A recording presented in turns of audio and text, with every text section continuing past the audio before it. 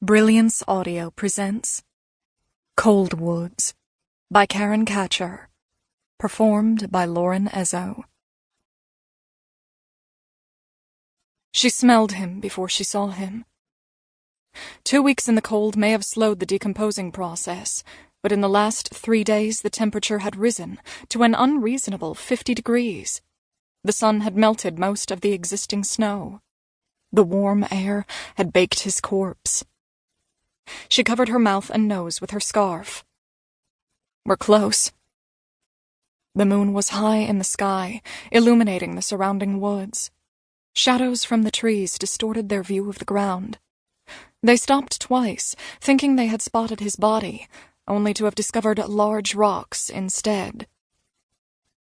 10 more minutes passed as they circled the area where the stench was the strongest. She found him not far off the trail. "Here he is." He was lying on his side. His red Phillies baseball cap had slid to the back of his head.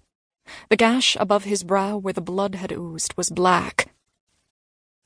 She swallowed the warm saliva collecting in her mouth.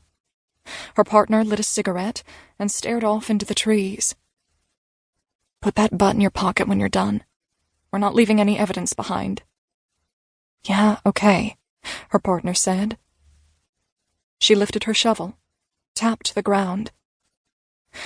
"It's hard, but once we dig a few inches, the soil should soften up."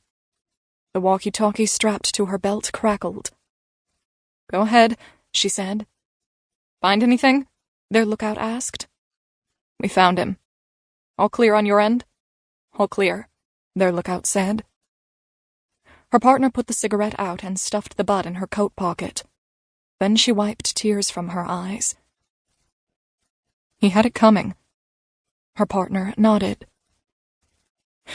"Let's do this." They started digging. The work was as hard as the ground. After 30 minutes, they had barely managed to clear the surface. "Move back," she said.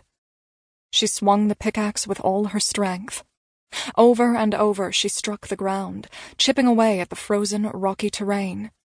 Sweat stained her shirt inside the winter parka.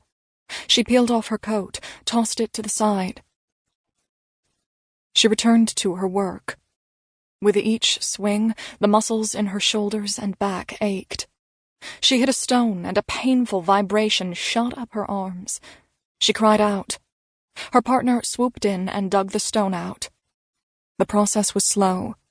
The woods were silent, except for the sound of the pickaxe striking the ground. She was breathing heavily, and after a large gulp of rancid air, she turned and threw up. When she finished and her stomach was empty, she swiped her mouth with the back of her hand. "We'll have to bury that too," she said, and returned to digging. Her partner sobbed. An hour passed, and they'd managed to clear a few inches of ground. There must be more than 12 inches of frost. She wiped the perspiration from her brow, peered over her shoulder. "Keep digging," her partner said, and returned to shoveling. After that, they didn't talk. There was nothing to say. The walkie-talkie crackled again. "Go ahead," she said. "Almost done?" their lookout asked. "Almost," she said. "All clear?" "All clear, but I'm cold." She shook her head in exasperation. She turned to her partner. "We need to pick up the pace." After another hour of non-stop labor, she leaned on the pickaxe. The hole had to be at least 4 feet deep, 2 feet less than the typical grave. "Deep enough." "I'm not touching him," her partner said. "We'll push him in with the shovels." They stood alongside his body. She edged the metal blade under his shoulder. Her partner did the same under his hip. They lifted. His body ripped and peeled from the cold ground as though he were stuck with Velcro. The sound tore through the quiet woods. Her partner wailed. "Don't stop," she said, and with one last heave, his body rolled into the hole.